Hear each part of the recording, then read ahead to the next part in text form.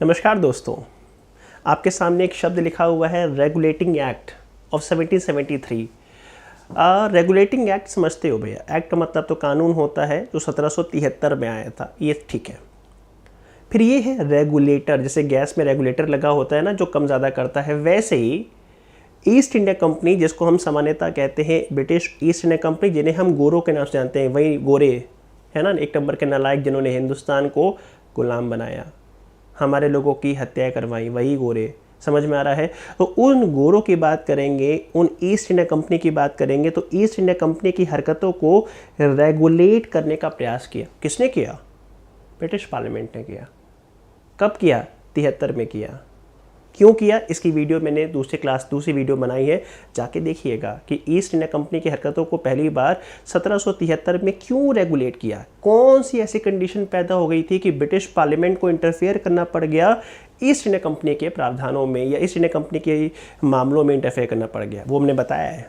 आज मैं सिर्फ ये बताऊंगा कि ईस्ट इंडिया कंपनी की हरकतों को रेगुलेट करने के लिए जब रेगुलेटिंग एक्ट आता है तो उसमें क्या मोटे मोटे प्रावधान थे जिसको हमें ध्यान रखना चाहिए। चलिए शुरुआत करते हैं आज के सेशन को। अगर आप ध्यान दोगे कि 1773 में जब रेगुलेटिंग एक्ट आता है तो इस रेगुलेटिंग एक्ट का जो पहला प्रावधान था वो ये था कि भैया ब्रिटिश ईस्ट इंडिया कंपनी के जो भी फाइनेंशियल डॉक्यूमेंट्स होंगे, हाँ कितना लेन देन कर रहे हो, क्या क्या लेन देन कर रहे हो, और मिलिट्री ऑपरेशंस, किससे युद्ध कर रहे हो, किससे युद्ध नहीं कर रहे हो, तो कंपनी के जो मिलिट्री ऑपरेशंस होंगे और फाइनेंशियल डिपार्टमेंट के जितने डॉक्यूमेंट्स होंगे उसको चेक किया जाएगा। कॉपी इधर लाओ, दिखाओ क्या लिख रहे हो। मास्टर जी क्या लिख रहे हैं? दिखाओ, कॉपी दिखाओ, लिखो। समझ में आए? तो तुम्हारे जो भी डॉक्यूमेंट्स होंगे, चाहे वो मिलिट्री वाले, क्योंकि तुम युद्ध कर रहे हो भारत में, तुमने बंगाल पे कब्जा किया है और तुम व्यापार में काफ़ी लेन देन करते हो, तुम्हारे व्यापार और मिलिट्री जितने भी डॉक्यूमेंट्स होंगे उसको क्रॉस चेक किया जाएगा। और उसे क्रॉस चेक कौन करेगा? इंग्लैंड में बैठी हर साल 2 साल पे, याद रखिएगा, ministry of exchequer. Ministry of exchequer. और पता है मिनिस्ट्री ऑफ एक्सचेकर क्या है? मिनिस्ट्री ऑफ एक्सचेकर आसान भाषा में फाइनेंस मिनिस्ट्री। याद रखिएगा, वित्त मंत्रालय चेक करेगा कि आपके फाइनेंशियल डॉक्यूमेंट्स क्या है, उसमें कोई हेरफेर तो नहीं है, आपके मिलिट्री ऑपरेशंस में कोई हेरफेर तो नहीं है। तो पहला प्रावधान क्या था? पहला प्रावधान यही था कि भैया मिनिस्ट्री ऑफ एक्सचेकर आपके डॉक्यूमेंट्स को चेक करेगी। अरे सर जी आप नोट्स बना रहे हो, अगर आप नोट बना रहे हो तो मैं क्या बोलूँगे? कॉपी लेके इधर इधर इधर इधर कहाँ लिख रहे हो, दिखाओ। वो तुमको लिखवाए थे, वो कहाँ लिखा है? वो तो नहीं लिखा है, नहीं लिखा है। लिखो जाके, लिखो लिखो लिखो लिखो लिखो। तुम इधर हो, कहाँ लिख रहे? तो तुम्हारे जब डॉक्यूमेंट्स चेक होंगे तुम पर एक तरह का नियंत्रण होगा दोस्त। समझ में आया?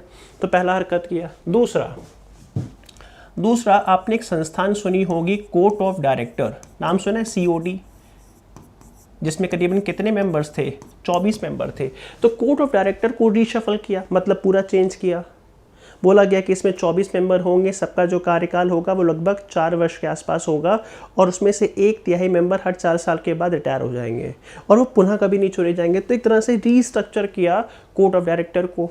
तीसरा प्रावधान ये बोला गया कि भैया कंपनी के जो कर्मचारी हैं वो अपना पर्सनल ट्रेड नहीं कर सकते।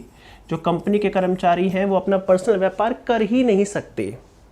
आप जानते हो कि कंपनी के कर्मचारियों ने, देखिएगा वीडियो जहां मैंने बताया था कि रेगुलेटिंग एक्ट क्यों आया था, उसमें जाके मैं देखिएगा, मैंने बताया था कि कंपनी के कर्मचारी कंपनी के नाम पे कोई व्यापार नहीं करते थे। कंपनी के पैसे पे आते थे, कंपनी के पैसे पे खाते थे, कंपनी के पैसे पे ऐशो आराम करते थे, लेकिन कंपनी के नाम पे कोई व्यापार नहीं करते थे, वो केवल अपना पर्सनल ट्रेड करते थे। इसीलिए कंपनी बर्बाद हो गई थी। इसीलिए प्रावधान में ये लिखा गया कि भैया कंपनी के कर्मचारी अपना निजी व्यापार कर ही नहीं सकते हैं, और ना किसी राजा रजवाड़े से कोई पैसा ले सकते हैं, क्योंकि लिए के बैठे हुए थे। बंगाल के नवाब से, कर्नाटक के नवाब से, हैदराबाद के नवाब से पैसा लिए हुए थे। तुम ये लाओ, तुम ये लाओ, तुम ये लाओ, तुम ये लाओ, उसको जेब में रख लेते थे, पीछे वाली जेब में रख लेते थे। समझ में आ रहा है कि नहीं आ रहा है? मुद्दा समझो। इसीलिए कहा कि ना तो तुम पर्सनल ट्रेड कर सकते हो और ना किसी राजे रजवाड़े से पैसा लोगे। थर्ड मोस्ट इंपॉर्टेंट, 3 पॉइंट बता दिए। फोर्थ मोस्ट इंपॉर्टेंट, ये जो गवर्नर ऑफ बंगाल था, क्योंकि बंगाल पे कब्जा हो गया था तो गवर्नर ऑफ बंगाल था, इस गवर्नर ऑफ बंगाल की जगह पे उन्होंने एक नया पोस्ट बनाया, that is governor general of Bengal, GGOB। तो एक नया पोस्ट क्रिएट किया गया, that is governor general of Bengal. Governor और बंगाल मतलब बंगाल का गवर्नर, जो बंगाल को गवर्न करेगा। लेकिन एक शब्द इस्तेमाल किया है जर्नल। ये क्या कांड था? गवर्नर जनरल ऑफ बंगाल का कांड ये था कि देखो अंग्रेज़ों के 3 ठिकाने थे। अगर तुमने थोड़ा सा भी पढ़ा होगा बाबू, तुमको पता होगा कि अंग्रेज़ों के 3 ठिकाने थे। एक था बॉम्बे, एक था तुम्हारा बॉम्बे, एक क्या था मद्रास या मद्रास। अंग्रेज़ों के साथ रह रहा कि मैं भी अंग्रेज़ी सीख गया हूँ, उनका स्टाइल से क्या मद्रास है चलो मद्रास, ठीक। एक मद्रास, एक बॉम्बे और एक आपका बंगाल। सहमत हो? अंग्रेज़ 3 ठिकानों में रहते थे, राइट। तो अंग्रेज़ों के 3 ठिकाने थे। अंग्रेज़ रहते थे बॉम्बे में, मद्रास में और बंगाल में। तो जो बंगाल को देखेगा तो गवर्नर ऑफ बंगाल, जो मद्रास को देखेगा वो गवर्नर ऑफ मद्रास, जो बॉम्बे को देखेगा वो गवर्नर ऑफ बॉम्बे, है ना। होता क्या था, अब बॉम्बे वाले बैठे हुए हैं ये पूरे महाराष्ट्र के एरिया में। इन्होंने मराठों से दोस्ती कर ली। सर जी आपके लिए जान दे देंगे, आप जो कहोगे आपके लिए कर देंगे। मराठों ने कहा ठीक, हम दोनों भाई भाई। इधर मद्रास वालों ने हैदराबाद के निज़ाम से दोस्ती कर ली। ये भी गोरे वो भी गोरे, लेकिन अलग अलग इलाकों में बैठे तो अलग अलग राजनीति कर रहे थे। इन्होंने हैदराबाद के निज़ाम से दोस्ती कर ली। सर जी आपके लिए जान दे देंगे, मौका ने दो। निज़ाम ने कहा कि हाँ जान भी लेंगे। इसी बीच में क्या हुआ, मराठों की और हैदराबाद के निज़ाम की लड़ाई हो गई। तो हम निज़ाम ने बोला चलो हमारे साथ युद्ध, मराठे लोग को मारना है। चलो सर जी हम भी चलते हैं। तो सेना चल दी अंग्रेज़ों की, मारो मारो मारो मारो मारो। मराठे भी युद्ध के मैदान में आ रहे थे। अंग्रेज़ों बोला तुम आ जाओ, फांद कराओ। तो अंग्रेज़ भी आ गए मराठों का साथ देने के लिए, मारो मारो मारो मारो मारो मारो भाग। समझ में आ रहा है कि नहीं आ रहा है? लेकिन जैसे ही मारने आए देखा गोरा भाई जग गया। कर्ण अर्जुन वाली कहानी आ गई, बंधन तो प्यार का बंधन है। समझ में आ रहा है कि नहीं आ रहा है कि अपने भाई को कैसे मार दें? तो इस तरह की प्रॉब्लम कई बार हो चुकी थी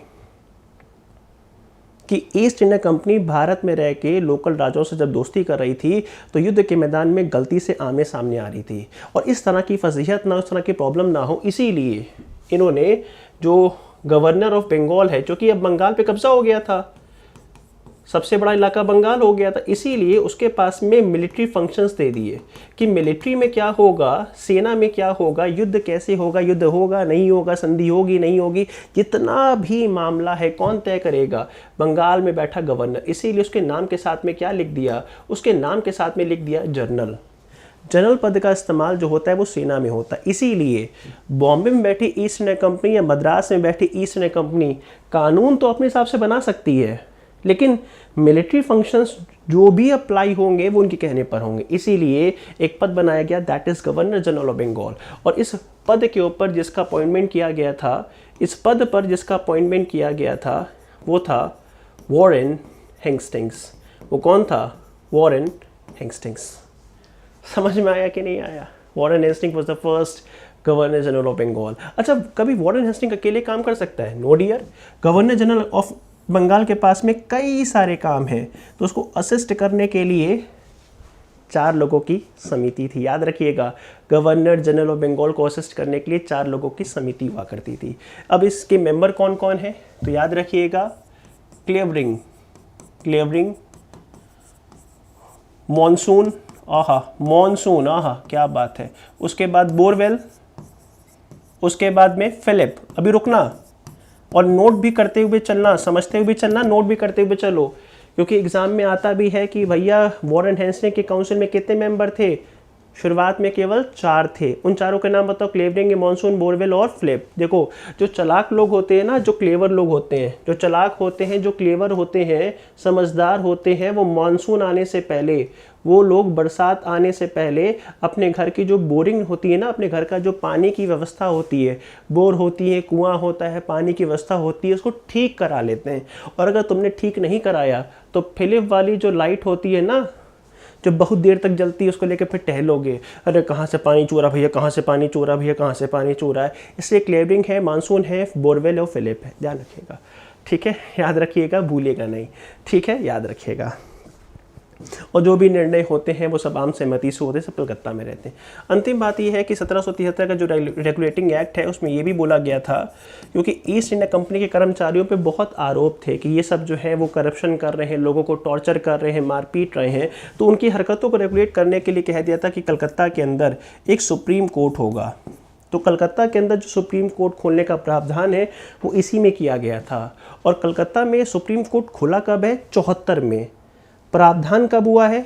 73 में। प्रावधान कब है? 73 में। और खुला कब है? 74 में। और इसके जो पहले अध्यक्ष थे सुप्रीम कोर्ट के पहले चीफ जस्टिस, उनका नाम पता है क्या? एलिजा एम्फे। क्या नाम है? एलिजा एम्फे। प्लीज़ याद रखिएगा, एलिजा भैया थे, एलिजा भैया। तो एलिजा एम्फे पहले चीफ जस्टिस थे जो कलकत्ता में सुप्रीम कोर्ट था। इसके अलावा 3 और मेंबर थे, उनका नाम पता है कैसे याद रहेगा? HCL कंपनी होती है ना, HCL कंपनी, एक का नाम है हाइड, HID, नोट कर लेना। एक का नाम है चैम्बर और एक का नाम क्या है? एक का नाम है लिम नास्टर। मैं आशा करता हूं कि आपको ये समझ में आया होगा कि 1773 के रेगुलेटिंग एक्ट के जो प्रावधान है उसका पूर्व निर्धारण पहले ही हो गया था। जो पहले से समस्याएं चली आ रही थी उसी का समाधान देने की कोशिश की गई है 1773 के रेगुलेटिंग एक्ट में। आज की वीडियो में इतना ही रहेगा। वीडियो कैसा लगा है कमेंट सेक्शन में बताइएगा। कुछ अच्छा लगा तो बताइएगा, कुछ कमी रह गई हो तो बताइएगा, उसको सुधारने का पूरा प्रयास किया जाएगा।